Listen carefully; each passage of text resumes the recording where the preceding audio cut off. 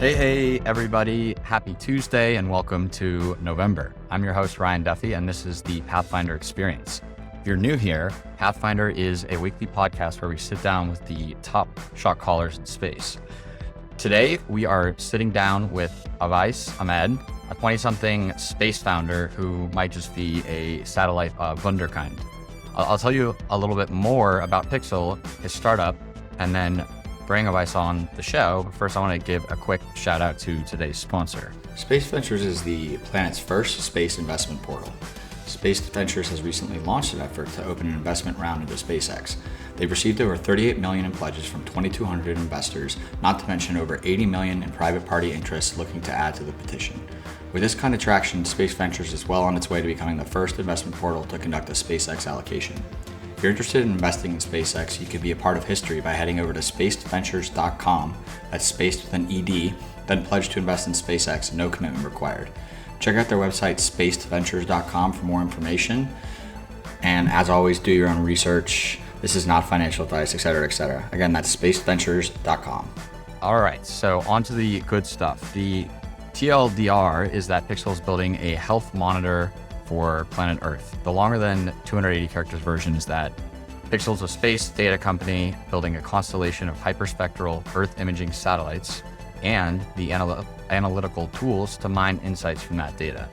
The constellation is designed to provide global coverage every 24 hours with the aim of detecting, monitoring, and predicting global phenomena. Pixxel raised a $25 million Series A in March, which will fund the first 6 satellites of its planned 36-bird constellation. And what's special about these birds is that they'll be carrying new state-of-the-art hyperspectral sensors. And we will get into the definitions and just the potential importance for planet Earth, for all of us, of these sensors. But that is enough of me on my soapbox. Let's go ahead and bring them on. Awais, welcome to the show. Hi, Ryan. Nice to be here again. Yes. Just so everyone following along at home knows, we tried in Paris, Pathfinder and Puri, and unfortunately, it's a perennial problem of mine. You'd think I'd know now, 23, 24 weeks in, but the audio is messed up. But we're recording on the 27th. By the time this goes out, Halloween will have occurred. Do you have any Halloween plans? I think building satellites is scary enough for us. Okay. Well, I was going to suggest that you should dress up as an optical sensor that can only capture like 20 bands. I think that would be really spooky. Just food for thought. And I mean, I'm sure that probably went over a decent amount of the audience's heads, but by the end of the episode, they'll get the joke. So let's level set here at the top of the show. Tell us about what hardware you've put on orbit and what you will soon put on orbit. I gave a kind of quick glimpse in the intro, but want to hear from you directly. Yeah, no, absolutely. As you said, right, what we're doing is building a hyperspectral satellite constellation, and I'll come to why hyperspectral is the key part there and why it is the important part. From our perspective, and the thesis when we got started 3.5 years ago, is that hyperspectral imaging is the next frontier for optical Earth observation data. So we started actually 3.5 years ago with only wanting to do analysis of satellite data. We thought, hey, there's so many companies sending so many imaging satellites up there. Let's see what we can do with these data sets from an analysis standpoint. And while we were working with these data sets, we realized that yes, they're good for a lot of use cases, right? They're not completely useless for sure. But there are so many things that we need to be seeing about our Earth's health, about the phenomenon that's occurring around the globe, that you can't see. A few examples that we firsthand came across where we still can't detect pest infestations or crop diseases much before the symptoms actually start to show up. We still can't detect all the greenhouse gases that are being emitted. Yes, there are a few solutions for methane that are being developed right now, but what about other greenhouse gases? What about other emittents from factories and industries around the globe? Or looking at even underground oil leaks. And that was the gap that we saw, and the imaging technology that would enable us to do this was called hyperspectral imaging. And to our surprise, we realized that there was no one in the world that was selling commercial hyperspectral data. Even today, if you go on to Google, try and search for obtaining hyperspectral imagery from anyone that's selling it, you will find no sources because no one's doing it. And that was surprising to us because the level of detail that you can get with this is so much more compared to existing multispectral imagers that are there today. And that's the just to contextualize the issue, right? Is that this data maybe is being collected by like public satellites in those programs, but it's not being collected at a resolution where it would be useful for a lot of the use cases and industries that we'll talk about later. Is that right? Correct. Yeah, it's a very nascent and new technology. We've had NASA actually put up a hyperspectral satellite of its own that has since been decommissioned now after the end of its lifetime. We have the Italian Space Agency and the German Space Agency having each of their own hyperspectral satellites. And we have the Indian Space Research Organization having their hyperspectral satellite. Now, none of these are really open data sets in the sense that you would think of Landsat or Sentinel. You'll still need to log in and request access to the data. But more importantly, the resolution, the 30-meter resolution that these satellites provide imagery in, and the frequency with which you provide it, which is once every 30 days if you want to look at the same area, that's not good enough. So it's great as pathfinders or using it as a way of furthering research, but for actual use cases that require a higher resolution and higher revisit, you can't do that, right? And for the audience here, why is hyperspectral difficult and what actually sets us apart from multispectral? In the most basic sense, there are three kinds of electro-optical imagery we talk about from space. You have RGB, you have multispectral, and you have hyperspectral. Everything that we capture with our phone cameras or we see with our human eyes is an RGB image. We're seeing things only in three wavelengths, red, green, and blue, R, G, and V. So information that you're getting is essentially three channels. So like the visible light spectrum, right? Correct. Yeah. And even in the visible range, it's only those specific wavelengths. We can't see the entire visible range. We can see broadly in the red, green, and blue regions. And then you have multispectral images. So you can do a bit more than RGB. An example of this would be the night vision goggles that the army uses. For example, you might have seen in movies in the night when people want to see something happening in the dark, like the heat signatures, you use a heat signature goggle. That's an example of a multispectral imager because you are moving beyond the visible range into the infrared range. And the number of channels that you're getting information in goes up from 3 to a maximum of 10 in space today. But then hyperspectral is the next step here where you are able to see wavelengths in hundreds of different wavelengths here. So in the entire visible and infrared range, you're not only getting many, many more wavelengths, or the camera is not only capturing data in all of these wavelengths, it's doing it in a continuous manner. So you're not having any of these gaps in the visible or the infrared range. So you can see entirety of the things that are happening, the subtle changes that we might be missing with our eyes or normal camera. So that's what we mean by hyperspectral. Okay. And also, I mean, I'll just add, this is not very, this isn't very sharp analysis, but hyperspectral, I think sounds the coolest by far. How much processing and sort of analysis and algorithmic analysis, I would assume, how much do you need to layer on to this type of imagery versus or data, maybe more accurately, versus the other two buckets that you just laid out? Yeah, so I think the first problem is just the amount of data that we are capturing and storing on the satellite and the amount of data that we need to beam down to the ground stations. Because if you're looking at even 150 bands compared to 10 bands, that's 15 times the amount of data for the same image that we need to beam down or store compared to a multispectral imager. And that means we need to have faster radios, more powerful radios, faster processing systems on the satellite. So that's the first issue that you sort of need to solve there. And once the data actually comes down, it quickly adds up on your Amazon or Microsoft or Google web hosting or cloud hosting to store this data. There are two types of analysis that we need to do. One is a mandatory cleaning or pre-processing of this data.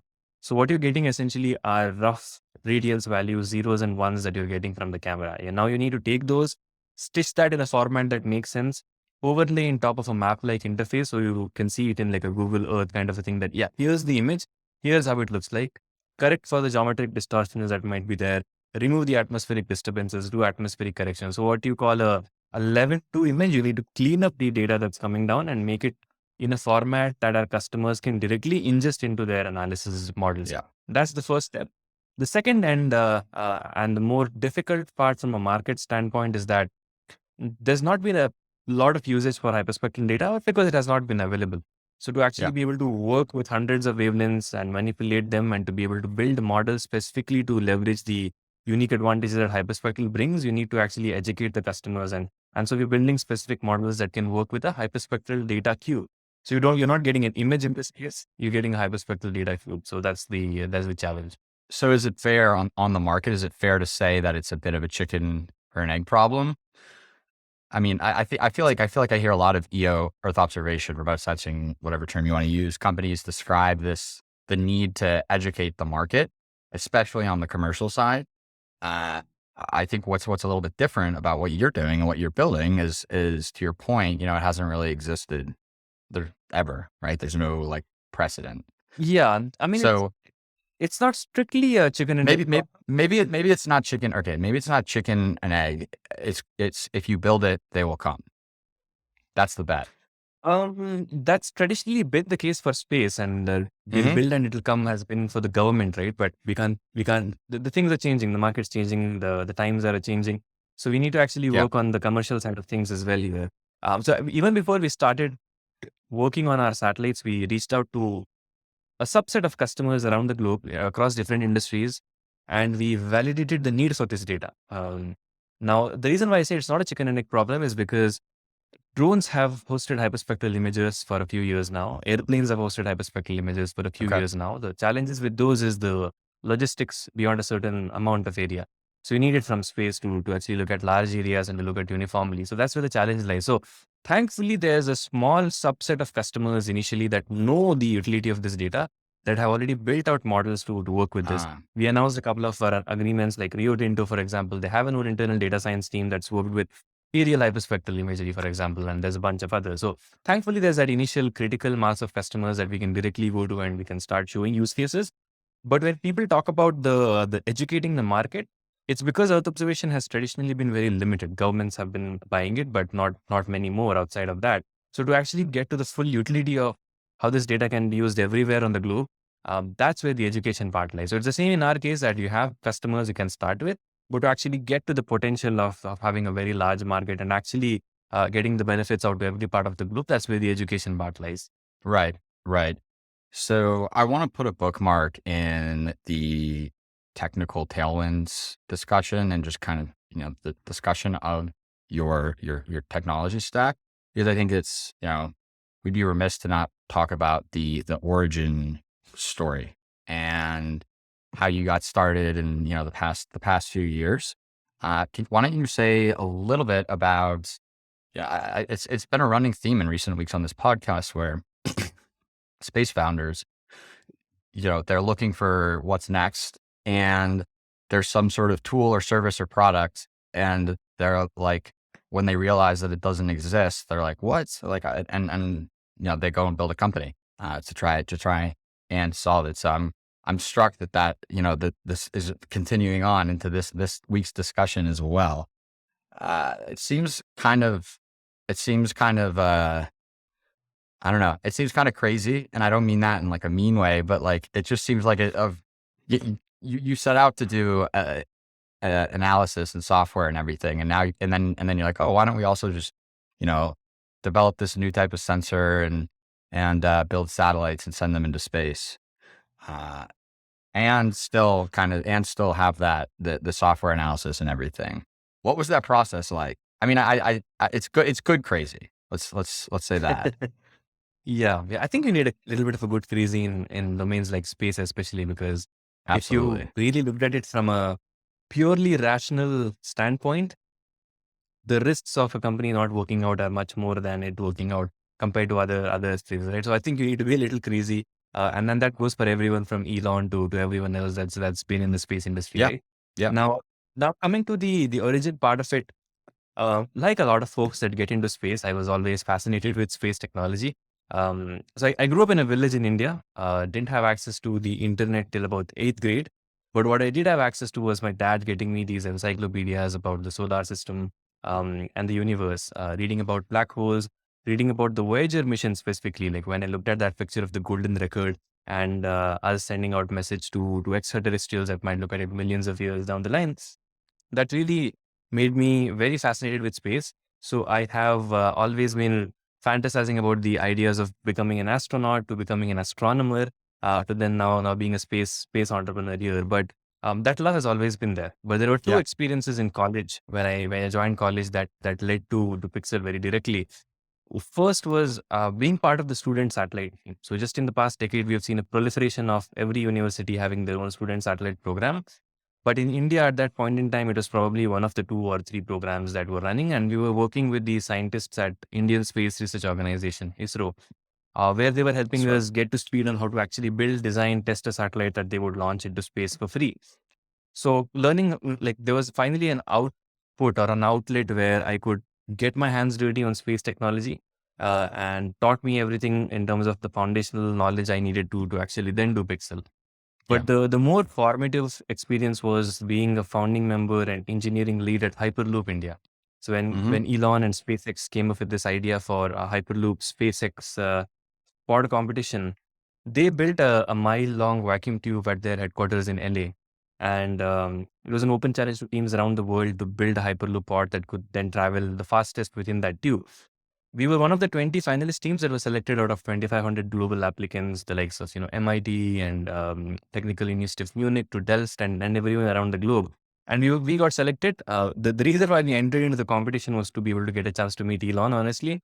But once we got through the first design stage, and then we got through another, and then finally we were given the green light to actually manufacture this pod. So we did all that, and we had to build something that no one had built before, or there was no material on the internet to do.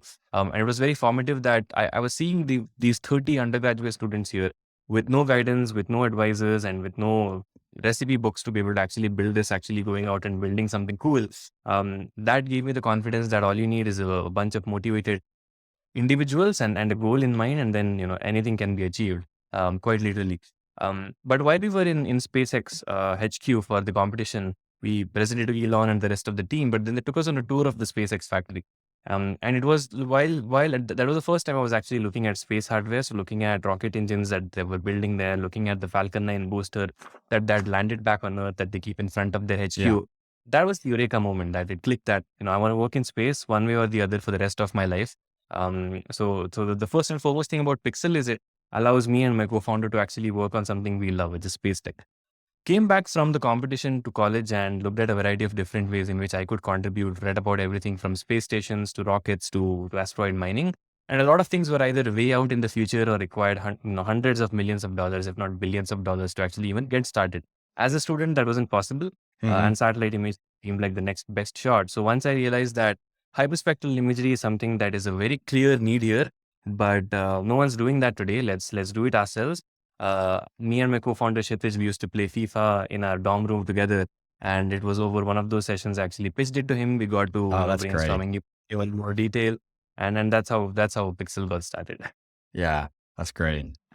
Well, and pretty remarkable full circle moment then. You mentioned being at SpaceX headquarters and seeing the hardware for the first time. And maybe we're jumping ahead of ourselves here, but you flew on Falcon 9 on the Transporter 4 mission earlier this year, right? That's right. Yeah. April 1st. Seems like April Fool's, it isn't. What were the emotions like for that for you? That must have been just so powerful and wild, to, like I said, go full circle like that. It was quite honestly a full circle. Yeah, we started. The journey for Pixxel got seeded while I was at the headquarters, and then we ended up launching with them right there, as you said. It was a very relieving moment, I would say. It was a very redeeming moment as well, because it was 2.5 years or 3 years into the works of launching our first demo satellite that we had built. Because we were supposed to launch a year before that. We had to miss that launch because the testing that we were supposed to do showed up some problems, like it happens with space. So we were very much looking forward to actually having some of our hardware in space, and we had shipped it on time, and everything was there. And now all we had to do was wait for the rocket to go up, not blow up, and then deploy our satellite in an orbit that we wanted to be in. It was so. I was in India at that point in time with the larger team there. We had a few folks in the US at the Florida launch site, and 3 days before the launch, the US Air Force actually gave a 75% probability of launch, depending on weather conditions. 2 days before that, it came down to 50%, and the day before that, it actually came down 25%, right? So we weren't even sure if it was going to happen then, or we had to wait. The day of the launch, since the 6 hours or 7 hours before, I'm constantly refreshing my weather app to see what's happening with the weather in Cape Canaveral. And Google still sends me notifications about the weather in the area, because for some reason it thinks I'm way too interested in the weather there. But at that point in time, just trying to refresh it and seeing at 11 a.m. when the launch is supposed to happen, is there a thunderstorm? Is it open? Is there a thunderstorm? Is it open? And it seems very movie-like, but it was actually fluctuating between there being a thunderstorm at that time and it being sunny at that point in time. 4 hours before, actually, there was a thunderstorm or a hurricane warning in Cape Canaveral. So things looked like it was not going to launch. But finally, waiting, and 2 hours before the scheduled launch time, the clouds literally opened up. The sun shone, and we finally had the launch. And it was a culmination of more than 2 years worth of effort on there. The team, it was a big motivational factor for the team as well, right? Seeing something that you worked on actually go up there. So we were happy for about 30 minutes, and then we were again back to nervousness because we had to see whether it actually worked. Right. But yeah, it was the best night of my life till date. There's no doubt about that. Yeah. What a tense kind of culmination, but then picture perfect ending where the clouds open up for the rocket and for your payload. And so your team, I'm glad you mentioned the Hyperloop pod. This is a weird aside, but it's interesting to me that there's so much crossover between space and like Hyperloops and even like nuclear. I've been seeing a lot of that recently. But your teams, Hyperloop, satellites, missiles, lunar landers and rovers. Talk to me a little bit about being an Indian space tech startup, and now you're based in the US now. Yeah, so we are quite honestly a very Indo-US team, a US-India team, right? So we have entities in both the countries. We work very deeply in both countries. We have a team in both the countries. I split my time between the US and India. But when we started, it was just 4 undergraduate students from our university getting on here. We had no idea, honestly, how to build a satellite. We thought we will figure it out as we go along. We will read it on the internet. We'll talk to people who have done this, and we will figure it out. So we just got started very naively, and I think along with being a little crazy, you need to be a little naive to actually get moving here. So we were very naive. The initial plan was we would build a satellite in 6 months and then launch it in 8 months, and that was now we realize it was quite unrealistic for the first satellite that we were looking at, but that was a very legitimate goal that we were setting for ourselves. So from 4 people, we eventually grew to about 20 folks in the first year and a half, coming predominantly from the Indian Space Research Organization, because that's where we grew up. But then as we grew our company in India and in the US, now we have folks from across the globe, right? We have folks that have worked at Planet Labs. We have folks that have worked at Maxar, folks that have been at Raytheon, folks that have worked with the US government before, folks that have worked with the Indian government. So I think the team has grown to about 100 people today, from 4 that we started just 3 years ago, and rapidly growing still. So it's been fun. And the reason for that is US and India have a very increasingly friendly relationship that's continuing to happen. There's been a treaty that was signed actually very recently on sharing of satellite data between the countries. There's the Quad as well, where Australia, India, US, and Japan are working together in a lot of things from a strategic standpoint. So given the relationship that's building there, it just makes sense for us to leverage the supply chain that's there in India to manufacture our satellites in Bangalore, where our manufacturing facility is, and then also being able to operate those satellites out of the US, and being able to sell that data around the globe. So that's the bifurcation that's there. We started out as Indian students, but then now we are here in the US, and we continue to work in India as well. Yeah. To what extent do you think your success and traction so far is attributable to starting up in India? And that could be talent, education. Obviously, India's got a very strong space program, maybe also supply chain. I know in previous conversations, there's been a few different factors that you attribute to, again, the success and traction so far. Yeah, so I think the one thing is we don't have to compete for the same talent like everyone does here in the US, right? US has the single largest density of space tech companies in very specific areas, and so the talent, of course, is pretty hard to come by here because everyone's trying to hire the same folks. And although we do hire it in the US, we don't have to have that same level of competition in India. Lots of folks have been working at the Indian Space Agency for quite a few decades or years now. There's a dedicated university that ISRO funds for space tech enthusiasts to learn space tech, and then they can move on to ISRO. But now folks have more opportunities to work with companies like us. So I think first and foremost, there is the experience in the country, there's the expertise in the country, and there is infrastructure in the country, thanks to what Indian Space Agency has done for the past 5-6 decades. But no one has actually leveraged that apart from them. So we came in and said, there's so much of this that has been built. We will now stand on the shoulders of these giants to actually build on top of that. So whether that's testing our satellites at the facilities that ISRO has, or whether that's bringing on board experience and expertise from ISRO who have now joined our team as full-time scientists, it's been helpful. It's been helpful in that way. But it was very nascent when we started here in the country in India. We actually looked to our counterparts in the US, like SpaceX and like Planet Labs and others to see, they've done well. These are success stories where folks actually put in a lot of sweat and blood into to making this happen. And then we are seeing the success stories actually come out. There's no reason why anyone that grew up here in India or studying here in India can't do that as well. So Yeah. I think the global part was still very important because we could see that trajectory going up.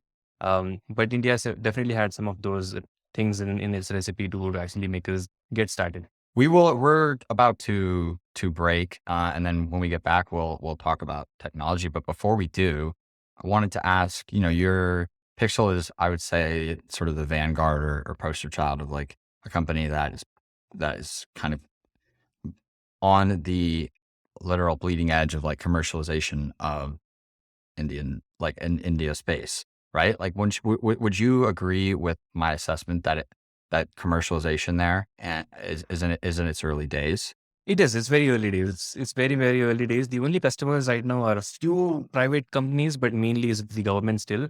So in terms of actually building out an ecosystem for companies to start interacting with each other, where we pay someone else to launch our satellites for us, where someone else pays us to buy our data, that ecosystem still needs to be built out. And it'll probably take at least 5 years, optimistically, to do that, and probably even between 5 to 10 years to do that. But yeah, as you said, it's right now at the very bleeding edge. There have been no success stories coming out of there. Folks are starting and experimenting, so we will see things actually getting to that point in 5 years. But not, yeah, it's at the bleeding edge right now. Fingers crossed. All right, folks, we will be right back. Innovation requires early stage funding. The space startups don't have many options. Space Ventures is our world's first space investment portal, offering direct access to investment deals and letting you back innovative space startups. Space Ventures has launched an effort to open an investment round into SpaceX. 2,000 investors have pledged to invest more than $38 million so far. The more investors pledge, the stronger the chances for SpaceX to conduct a community round on Space Ventures. You can be among the first retail investors to have the opportunity to invest in SpaceX by heading to their website and pledging to invest. No commitment required. Check out their website, spaceventures.com, for more information. Hey, folks, we're back. So as I mentioned, I want to talk about the technology tailwinds that enable your business. Broadly speaking, what sort of changes or unlocks have happened over the past decade, let's say, that make this possible, and also, technologically possible, but also financially feasible? I will get us going with the easiest one, dropping launch costs, obviously. And I'm going to hand it over to you for the rest. Yeah. No, I think it's launch costs definitely, but then there's a bunch of different costs that have gone down across various different things, including components, right? So it's a virtuous feedback cycle. Lower satellite costs meant that satellite imagery cost went down. Lower imagery cost means that many more companies that could do analysis and that could buy this data actually came up, which then helped enable more companies to launch more satellites and more data, right? So when folks look at Earth observation, they feel like it's getting very crowded. And yes, at a certain point, it definitely will. But you also have to realize that the market itself is growing, right? It's not the same pie where folks are trying to take it off each other. When new companies come up with new data sets, the pie of the market actually grows in the first place, because the amount of companies that are doing analysis today, it's 100 to 1,000 times the number of companies that were actually there maybe 10 or 20 years ago. And that's an important tailwind, that one, the market is growing. There is actual need of this data, and it's not only governments now that can afford to buy this, it's any small company anywhere in the globe. And when you add thousands of those, it comes up to a very big pie. I think that's and foremost a big virtuous cycle that has happened, thankfully, due to the early vanguards in the space, that more and more customers know now that that satellite imagery is needed for their use cases. The second is on the hardware itself, right? Building a satellite now is you can build these satellites for much smaller size than they were 10 years ago. And the reason why smaller matters is because the smaller you can keep your satellite, the lower the costs are, honestly. And the lower the manufacturing costs are, but also, as you mentioned, the lower the launch costs are, because they depend on your weight of the satellite. So I think one, miniaturization of different components, and not just electronics, miniaturization of reaction wheels or star sensors, or even many other things that you need to put into those satellites is reducing and reducing. And that means smaller satellites, smaller costs, smaller launch costs, etc. In our case, very specifically, cameras have been getting better and better at the same size. So you can build smaller and smaller cameras for higher and higher resolution and higher quality, because the sensors themselves are getting better. The pixel pitches are getting smaller or are more finer. We're able to leverage unique things in the optical systems to be able to, fit as much as we can into a smaller form factor there. So in our specific case for hyperspectral, it's the sensors and the hyperspectral technology where you split this light into hundreds of wavelengths that enable us to do it in a smaller satellite form factor. For comparison, the hyperspectral satellites that have been launched by the space agencies we earlier talked about are in the 300 to 700 kilogram range, versus our commercial grade satellites will be at a 40 kilogram range, right? And at a higher resolution, at a 6 times higher resolution at 5 meters. So that I think all adds up. It's not just manufacturing costs that are lower. It's not just, testing integration costs that are lower. It's not just launch. It's a combination of all of those that then make it one much lower cost to put up these constellations up in the first place.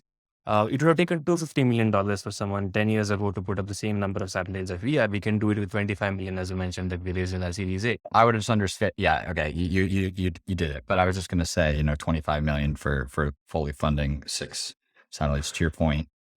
To what extent at all are you riding on the back of, the smartphone revolution in terms of parts being miniaturized and those parts being made with economies of scale, on the order of like billions? I know that that has basically created like the entire consumer drone sector, like DJI.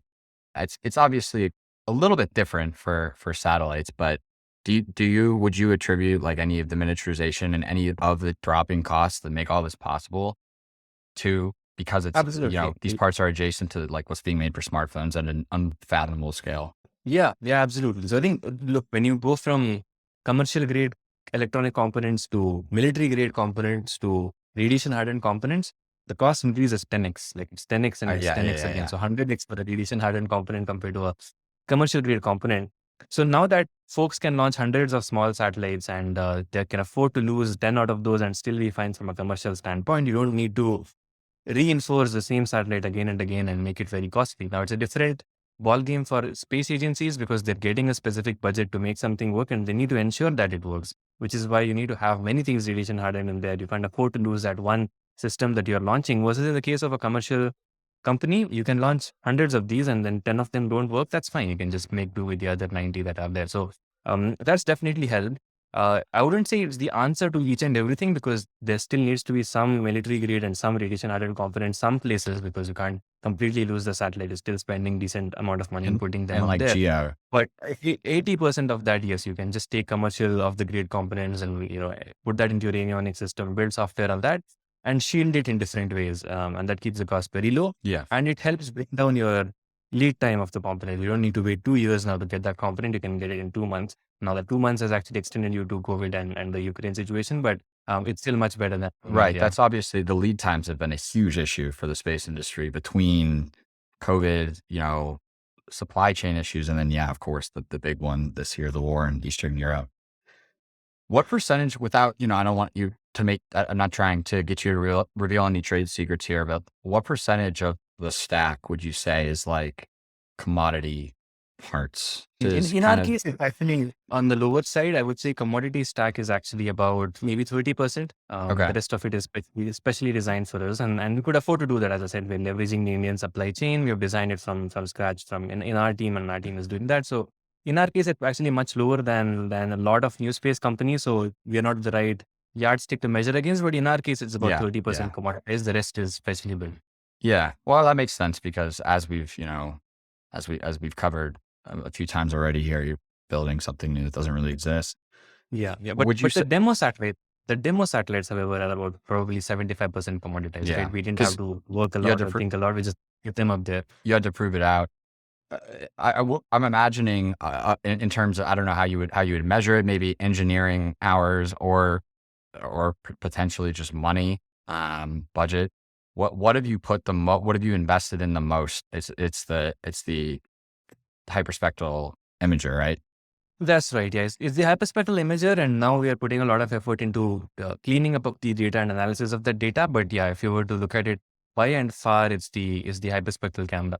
We had to design that from scratch. We had to test out and de-risk a lot of things, and then there's engineering models and qualification models, and then finally there's flight models. And there's 3 iterations of those. We launched the first two iterations in space today. The next iteration is going up next year. So I think all of that is just, it's the camera, because that's the secret sauce in our satellites. Yeah. On the this is the last tech question, but on like the software side, to what extent can that be? Obviously you have to tune and develop everything specific to the data set, but I know you're pretty active on Twitter. I'm sure you're kind of plugged into tech Twitter, and the belle of the ball right now is like these generative AI models and everything. That's obviously not really perfectly applicable here, but to what extent can you or do you leverage sort of state of the art new models for the processing and analysis of all of this? Yeah, and I think we're not using anything like GPT-3 in our case yet. Yeah. But I've discussed it with the team that eventually, maybe a few months down the line or a year down the line, we include the GPT-3 model to have folks just type in, give me the amount of corn that will be yielded in this year, and then GPT-3 converts that into how it needs to run the pipeline in the backend and gives out the answer. Like, you're just typing out a question, and then all the computation happens with GPT-3, plugging that gap between the language and the things, but that's in the future. Yeah. Right now, the purpose is, we don't do all the end user analytics ourselves, right? It's a big distinction here. And as I said, there's hundreds of companies today that are doing analytics of different kinds in ag or oil and gas or environment. And we can't possibly do it all, because certain geographies and certain soil types and certain different climates mean different kinds of analysis. So we can't possibly do it all. The analytics that we focus on is something that can be globally scalable, or at least, regionally scalable. We build a model for identifying health status of the crops, right? And that's something that will be uniform anywhere on the planet. But if you're trying to predict yield in Brazil versus trying to predict yield in Cambodia or in the US, those will be different numbers, because, the soil health is different, or the rainfall is different, and it depends on a whole lot of other factors. So we don't do all of the analytics ourselves.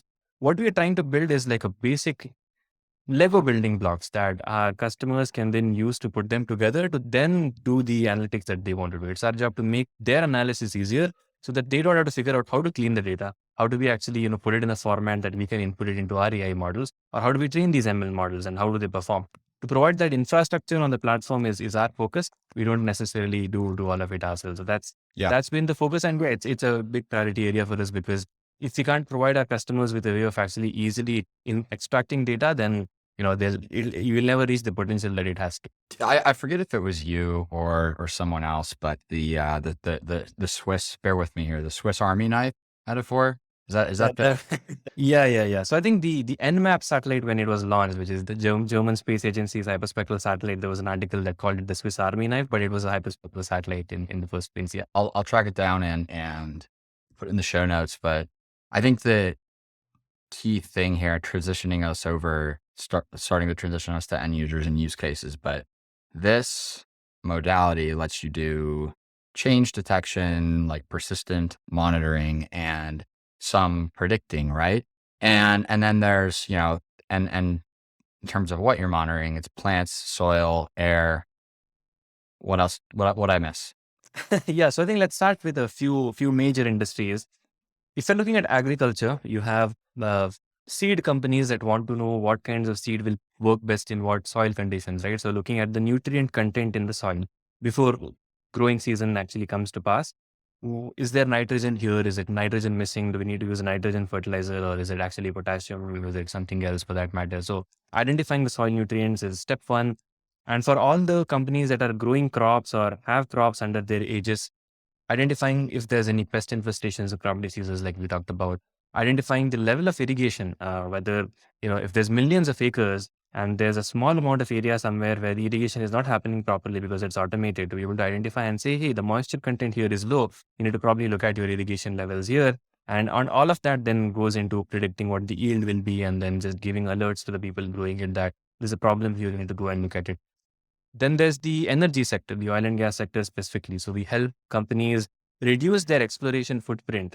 Companies spend millions of dollars a day trying to find new oil fields, and in the process actually end up harming wetlands and other biodiversity areas, actually telling them that there's no oil here, or here's probably where you'll find hydrocarbons. So you don't need to look at all these areas. So saving the money, of course, but trying to reduce the footprint of the damage that those explorations cause to the planet, and monitoring existing assets.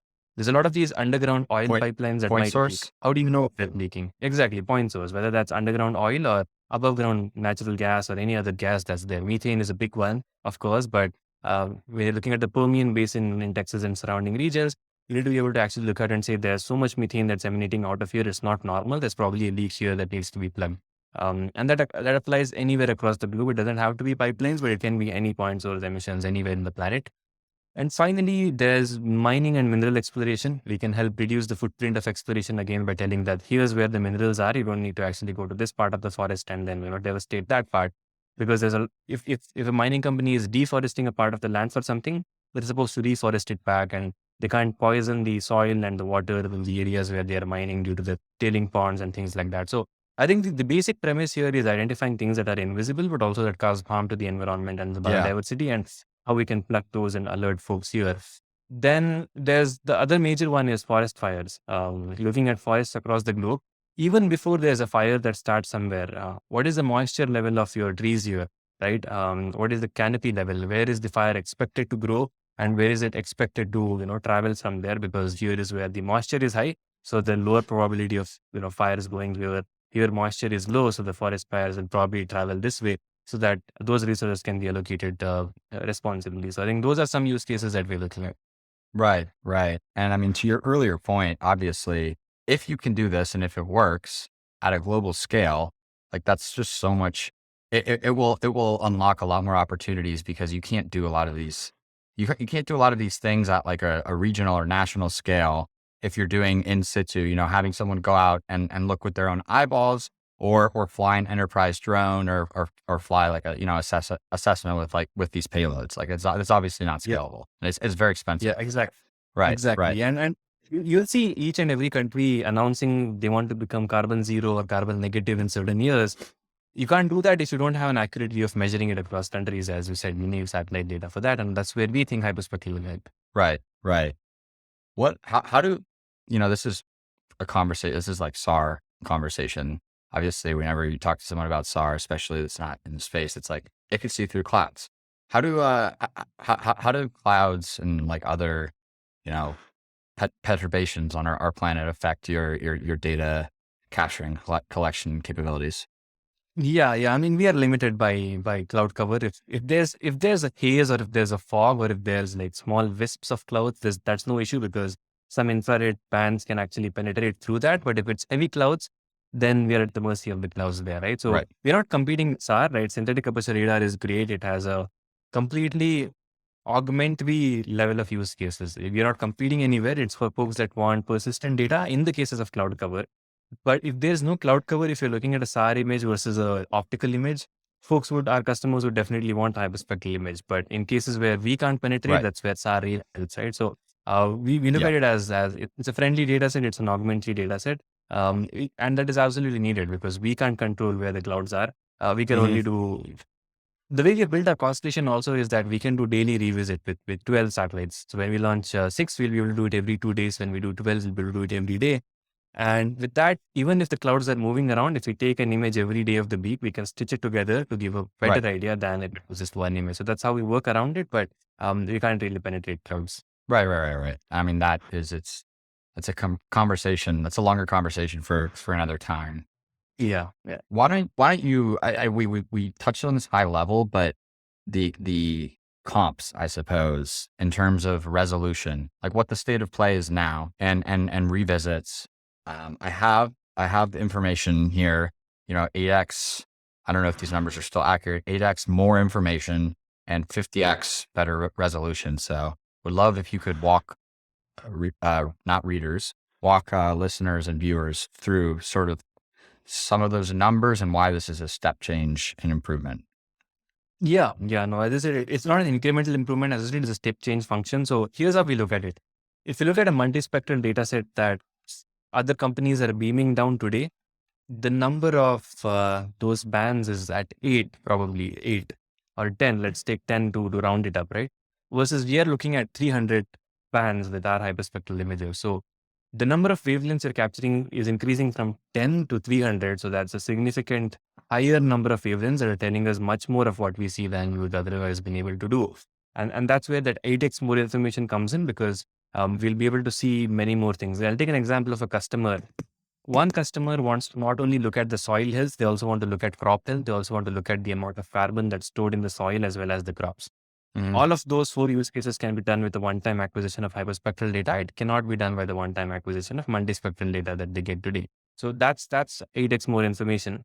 In terms of the resolution, it's purely the number of bands. When we talk about resolution, it's spectrum resolution in this case. The amount of spectrum that you're actually able to see that gives us that information, jumping up from 8 or 10 to 300, 400 in our case, that will actually take this year.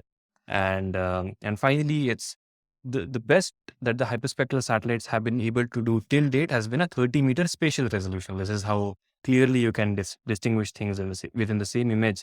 We have bettered that to 10 meters with our demo satellite already, and it will go down to 5 meters. Now, it's important because if you can't even look at the pipeline that you're supposed to look at, how will you realize if there's a leak that's happening there, right? You can't do that with 30, but you can do that with 5. Things like those that actually make a difference. So that's how our tech compares with multispectral data.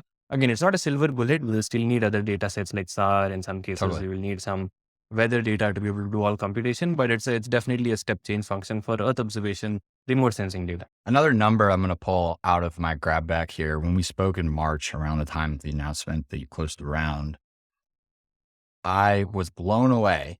You said, of the 50 plus customers that you've signed on, 95+% of them are commercial. Is that still is it still just that lopsided? And I think most people listening to this will be kind of aware that is a massive outlier for a space company to have that high of a concentration be B2B rather than B2G, business to government, business to business versus business, like selling into the government. Yeah. I mean, that's because we were at a disadvantage when we started. US companies that start in US have an advantage that they get access to SBIRs, which means a lot of contracts from the government early on, right? Non-dilutive capital as well, that we didn't have access to because we were students in India when we started and all that. So we had to then figure out where will the money actually come from. So we did a reverse approach where our sales team and commercial team focused on going out to customers around the globe, talking to them, understanding actually what they need from the data, using that to send it in our demo satellites up there, and using that to then actually sign these customers on board. So there's probably about between 60 or 70 customers today, and still 95% of them are commercial. Of course, we work with a few government agencies, right? But those I can count on the fingers of a single hand here. It's the reason is this from our perspective, right? Space companies have traditionally been mainly focused on selling to the government, and that's what they will continue to support them. So Maxar, for example, 75% of the revenue comes from the US government. And if for some reason that doesn't continue, then, it's a big problem there. So diversification becomes important. We thought we will go out to the commercial side. We will get a very uniform, predictable way of revenue because most of these are multi-year contracts. Once we have that sorted out, as we have a good technology, the government piece will fall in place itself because we'll be one of the first ones in the world to providing this. And if there's good quality data, the government will procure it. But what we needed was time to educate the market in the first place. So we focused on the commercial side of things. That's fascinating. So I want to touch on launch and, what your perspective is as a customer of launchers, how you assess the landscape. And we don't need to really, we're bumping up on time here, but I'd be remiss not to ask. And one of our, one person on the payload team, York, was curious about this as well, but just, how you assess launch vendors from ISRO to like SpaceX and Falcon 9 to the startups and whatnot. Yeah, I think the first, and so for us, when we started out in the first 2 years of existence, it was the cost, because Yeah, we didn't have a lot of money. We had to send these up there naturally. before we could raise the larger rounds of funding. Now it's mainly the predictability of launch. How, when someone says that they're going to launch at this date, how reliably will they actually launch at this date, and how reliable is that launch vehicle? Because even a 3 month or a 6 month delay in putting the satellites up means we have lost that many months of revenue generation capability that we have, right? So it's the time that's more important, even if you have to end up paying a little bit more than other options. So we've obviously talked to almost everyone in the industry here. We are launching our next demo with ISRO actually in the next couple of months or so. The previous two went up with SpaceX Falcon 9 ride shares. The constellation will also sort of go up on a ride share as well. Now, the reason for that is existing dedicated launch providers either have not yet demonstrated regular capability to launch many rockets without them not working. So we need that reliability. We can't launch with someone unless they have proven 3 or 4 launches that it's working. Maybe, Kuiper can, because they will launch thousands of satellites, and, one launch might not make that much of a difference. But in our case, we can definitely afford to lose any time, even if you get the insurance back. That doesn't make sense. So when we looked at the ecosystem, yes, there are rideshare companies, but those are more like booking a Ferrari to go to where you are, because they're very costly. Versus SpaceX is like a train. It doesn't get you exactly to the orbit that you want, but if you put an extra thruster onto your satellite, you can get to the altitude that you want. So that's how we have been thinking about it. As of now, SpaceX rideshare reigns supreme. We will see if others come in with lower costs, but they just change the game. Yeah. So no space tugs in the future for you. It's just a little bit extra propulsion to get to your desired orbit. Yeah, same. I mean, space tugs would actually be helpful, but you have to again see the space tugs in action before we can book with one, unless that happens. Look, it's the same thing. It's cost and reliability. Fair enough. Yeah. Last big question, and then we'll close out with some fun stuff. But tell us about your vision, and maybe like the manifesto, and I'll throw it up on the screen, like a screenshot. But you've got a really interesting sort of longer term outlook on mapping the solar system, I guess. Yeah. Or at least, it's fascinating, and it's everyone would love to hear about this. So want to hear a little bit about that in the sense, I forget what Elon like wrote his like manifesto like about the long-term vision. And so this is your time to say a little bit more about yours. Yeah, absolutely. So I think the short-term vision is very straightforward. Is to build a health monitor for our planet. Use hyperspectral data, beam down high-quality hyperspectral data, build the tools that can help us take better care of our planet and make it more sustainable through working with different organizations for the next 3 or 5 years or so. But as I was mentioning to you earlier as well, how I think about it is we are right now at the intersection of space and Earth. We are in the lower Earth orbit. It's still a part of the Earth, very critically is a part of the Earth economy, but it's also a little bit of the space economy. So we are at the intersection of space and Earth. And the goal is to expand in both directions. We expand towards the Earth by including more and more ways of analyzing the data on our platform, building a planetary computer of sorts, where anything that's happening around the globe can be queried and can be predicted and used to take better corrective action.